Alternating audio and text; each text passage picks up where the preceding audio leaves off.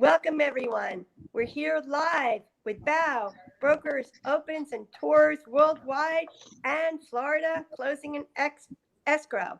We have our legal experts with us, John Iwanu and Anthony Bauza. We're here to increase your closing success. And we are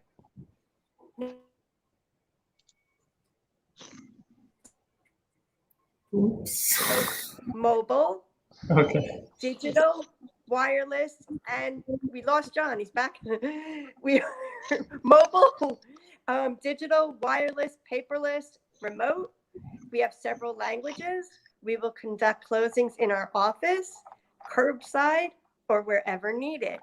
We work with buyers who are local or out of state or out of country via online notarizations.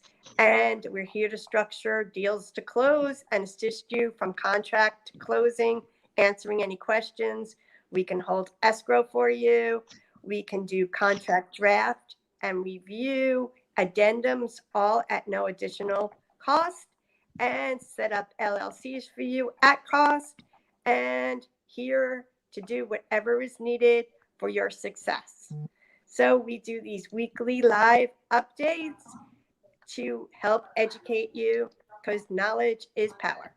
So let's start with some updates. So first of all, I know there's a $60 million relief program that's been set up for landlords that I'd love for Anthony to elaborate on.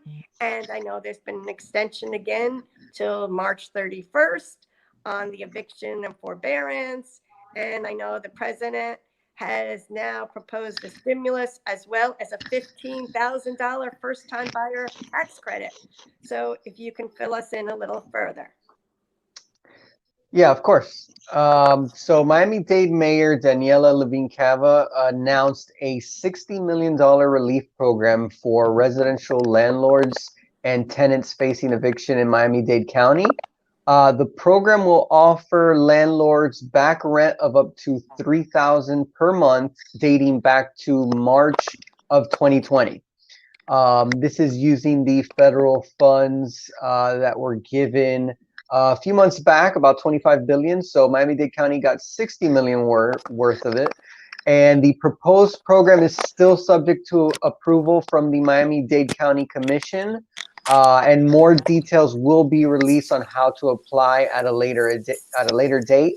But the county will be accepting referrals from landlords, and tenants will have their own application process as well. Regarding the eviction ban, as you said, it was extended until March 31st. The Federal Housing Finance Agency also extended their forbearance period. So previously, they were offering forbearance plans for borrowers with mortgages backed by Fannie Mae or Freddie Mac, and it had a 12-month expiration date. They've now added an additional 3 months, giving borrowers up to 15 months of coverage. Eligibility is limited to borrowers who are already on the plan as of February 28th, 2021.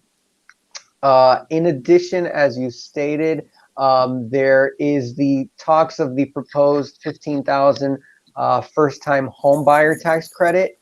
If this passes, the funds could be accessed as immediately by the buyer at closing.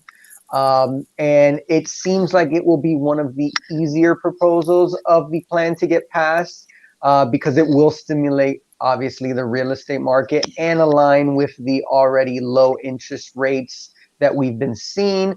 The only issue is then that if there's already a low supply due to the low interest rates, with an additional 15,000 credit, we might see that supply be even lower than we have.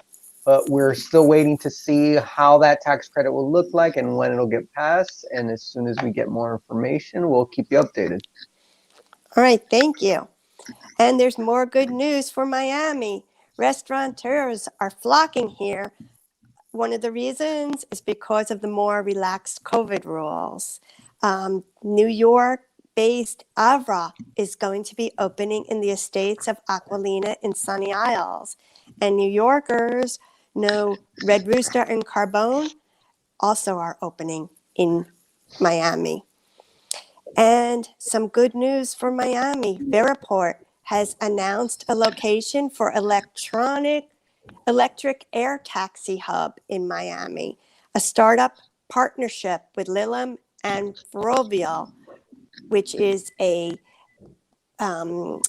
infrastructure company, and its first location is not known yet in Miami, but will be for the spring of 2021. And it's a 5-seat aircraft with 36 jets that swivel and take off vertically and then fly forward like a regular jet.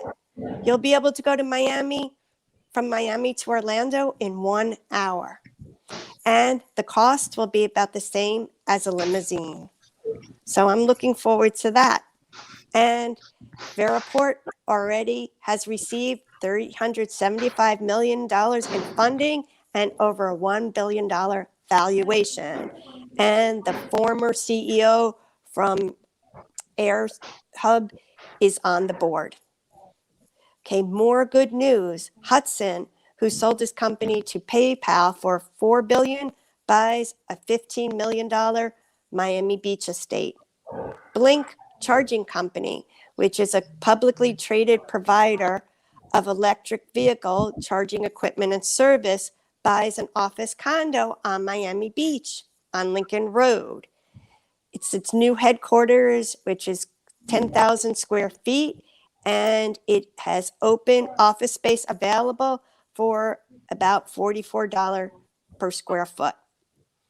A penthouse apartment in Bal Harbour has sold at the St. Regis for $15.5 million. That's $1,169 per square foot, and it's an off-market deal.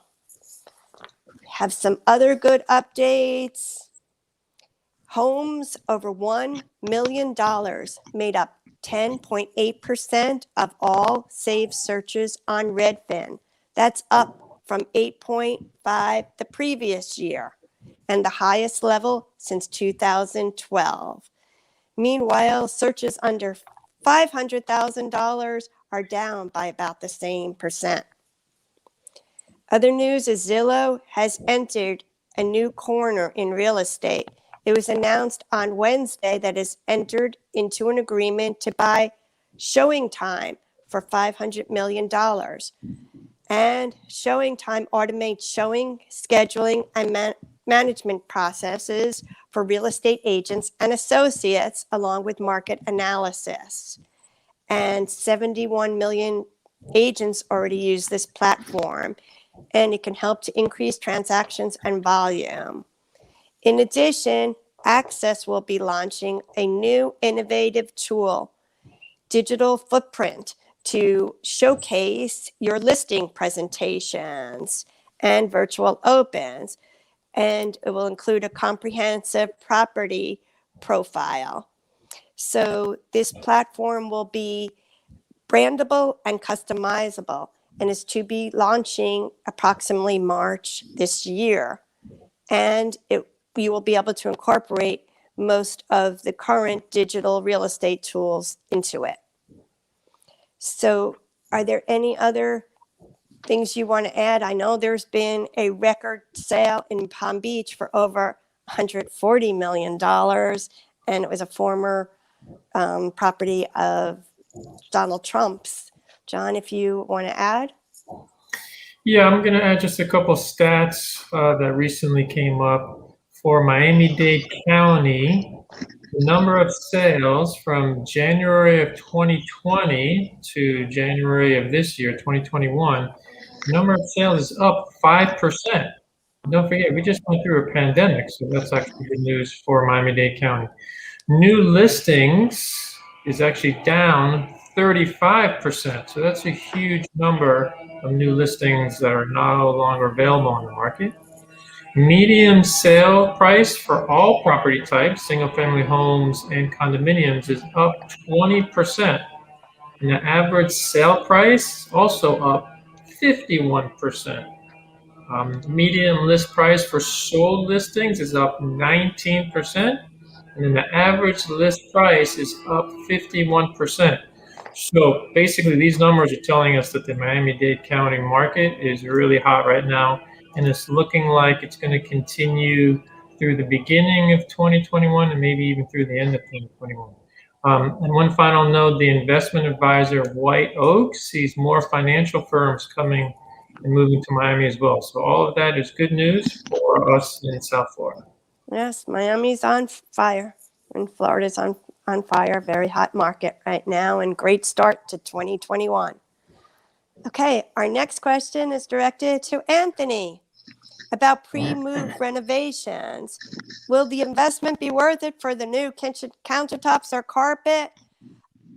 What investments are good so that sellers will get the best price for the changes that they are thinking of making? Right. So in the process of selling your home, or even just thinking about selling your home, one of the first considerations is that should you do any home improvements before listing? And it essentially is a gamble. Trying to make a guess about the improvements or renovations or upgrade that make the biggest impact in your sales price. It's hard to determine. Design trends change so quickly that what's popular today could be outdated tomorrow.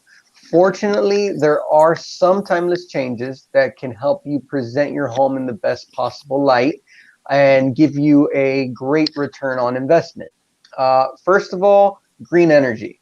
The green movement is here to stay. Consider upgrading to energy efficient appliances and systems. Gardens, which are water friendly and low maintenance, are also great investments. Painting. There's nothing like a fresh coat of paint inside and out. And it's a great way to spruce up the home and appeal to the buyer. Spa bathrooms with soft lighting, fresh colors, and basically just a clean and welcoming bathroom is definitely a plus for any home buyer. Outdoor living, building an outdoor kitchen might be out of the budget, but simply just sectioning off an area of the yard where family and friends can gather for a meal or relax by the pool could help to showcase the outdoor lifestyle. And lastly, bonus rooms. If you have a spare bedroom, consider converting it into a space that you can show off different uses, maybe a media room or a home office. These bonus rooms, especially now with so many people staying at home for work, are becoming more popular than ever. And anything that you could make a potential buyer be able to get a good visual of what they could do that with that space would be very helpful. So before you spend extra time or money on these home improvements, these are just some of the things that you can do for very little investment involved. And as always, making sure the home is clean, maintained, and decluttered will definitely help bring that listing to the next level. Excellent. And agreed that a little paint can help, the peel and stick tiles, fragrances, and other things that are economical are good ideas as well. And is John there? The next question was going to John, and there you go. Okay. The next question is about single family homes versus condos. As we fast forward, we know buyers have been flocking here because of the tax benefits, the better cost of living, more value for your money, and because people can work remotely, so they're able to relocate, and of course, because of the weather here. And the rising tide of home buyers haven't left all boaters in the same boat. There's been a dramatic amount of prospective buyers for single family homes versus condos. However, in the fourth quarter, as inventory has shrunk, buyers are now looking into the extraordinary pool.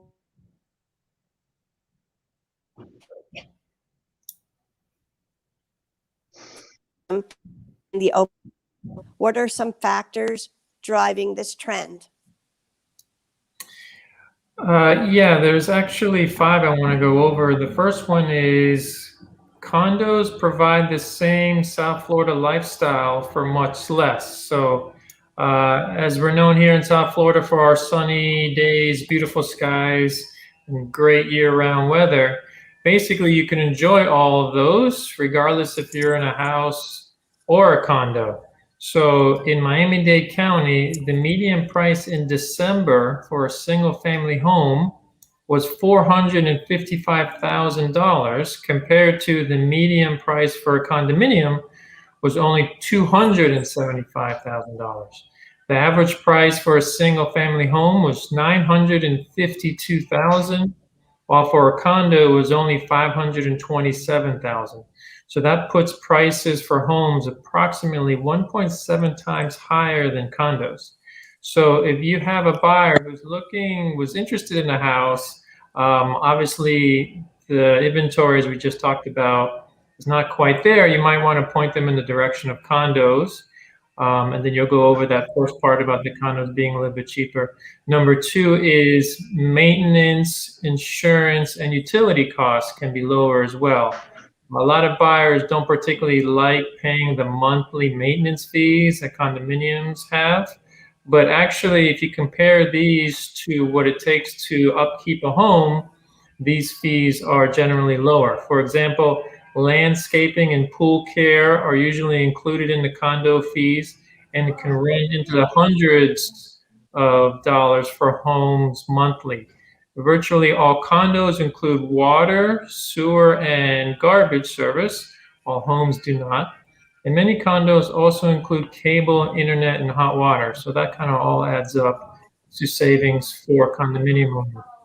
Number three is home insurance is another big money saver. In condos, owners are only needed to insure from the walls in. The association takes care of everything else, and they cover the entire structure.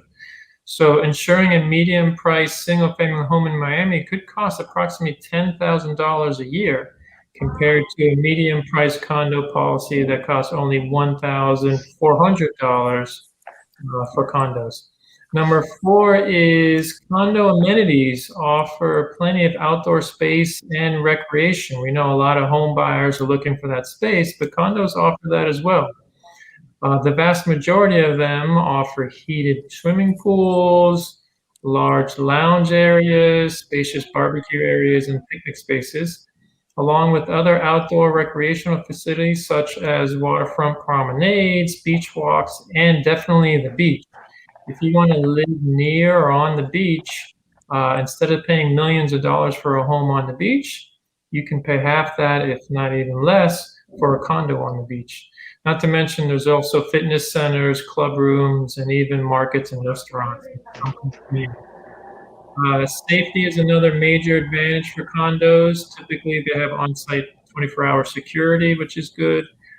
Storm shutters and standards are higher in condominiums. And also nowadays, all the buildings are COVID safe. And finally, number five is condos offer definitely more choices and selections right now. As we just talked about, the inventory for homes is down. At the end of December, there was only 3,600 single-family homes on the market in Miami-Dade. That equates to basically a 3-month supply. And that's obviously a seller's market compared to 13,000 condos for sale. That equates to an 11-month supply, and so that's more of a buyer's market.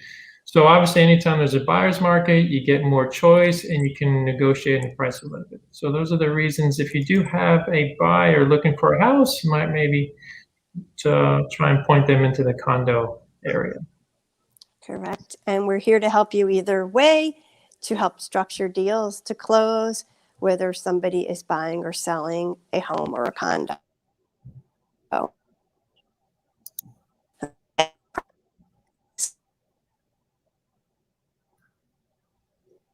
Can agents use for lead generation that is free? So one of the tools that agents can use for lead generation happens to be apartments.com. So apartments.com has all types of rental properties that they list for just about anywhere in the country, from houses, condos, duplexes. There's over 300,000 active listings that are viewed over 20 million times a month, and 38% of searches are from outside the market where the renter currently lives.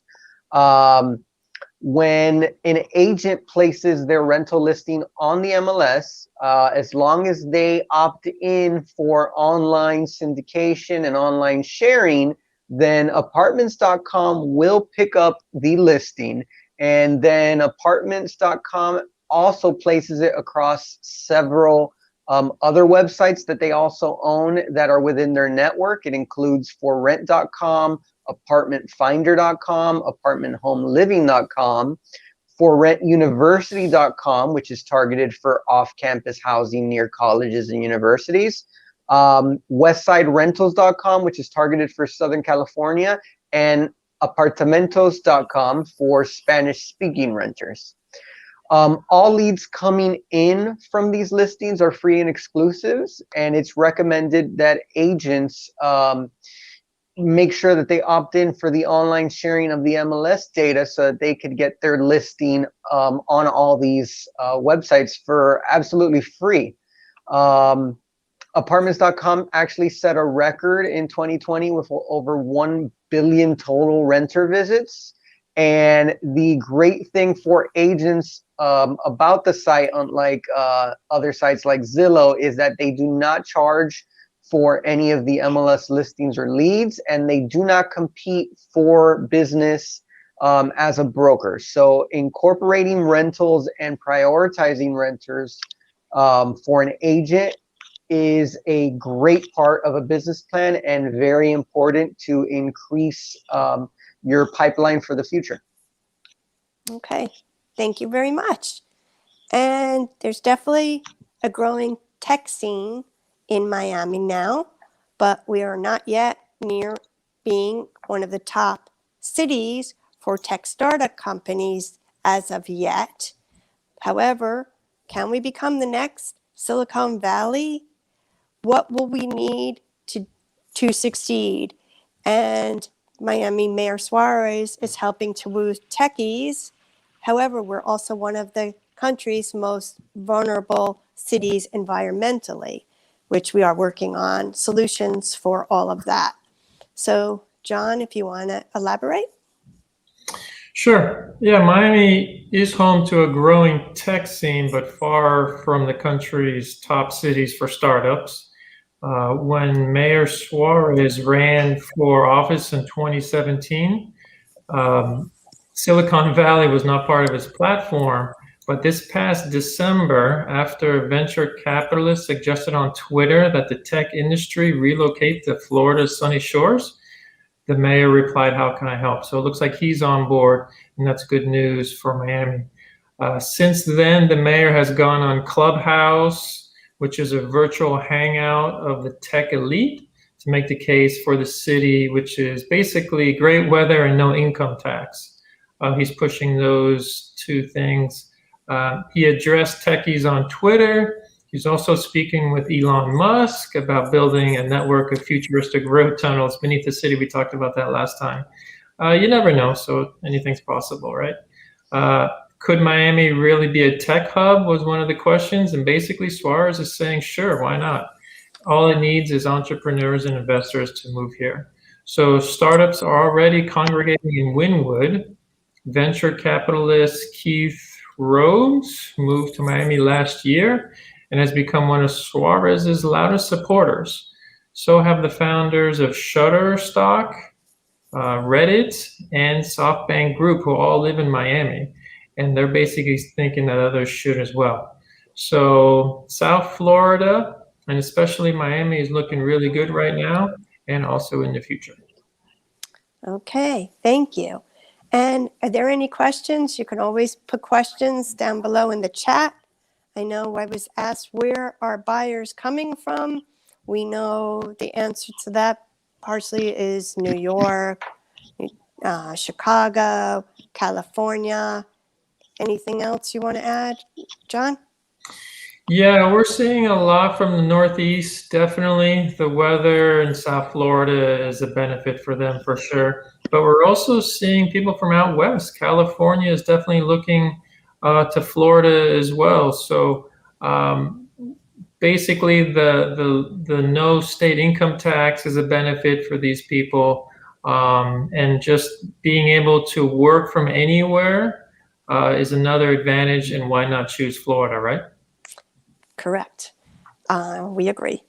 Any foreign national population that you're seeing influx of? We're seeing some of those, but not as prevalent as the American citizens. Yeah, we'll see a couple every now and then, but no, Northeasterners and the western part of the country is basically coming to Florida right now. And as we know, there's a lot of workarounds for those who won't travel or cannot go in to see the properties. We have the virtual opens and tours, the live broadcast, simulcast options that we would love to assist you with. We have other options, including, for more details, the 3D tours, immersion tours, virtual realty. We have digital business cards with lead capture and real estate professionals to assist you, as well as, of course, our expert team, starting with our expert attorneys to help close more deals. And we are deal makers. Again, several languages. We're based in Sunny Isles, but have additional locations and are mobile. So we'd love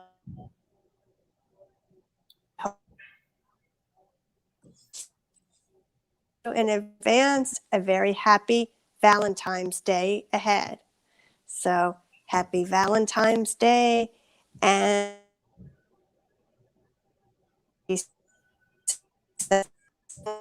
anything? Okay, thank you for joining. Kindly contact us, floridaclosing.com, and tune in next week at 2 p.m. for more updates, or please contact us in the interim. Thank you for joining.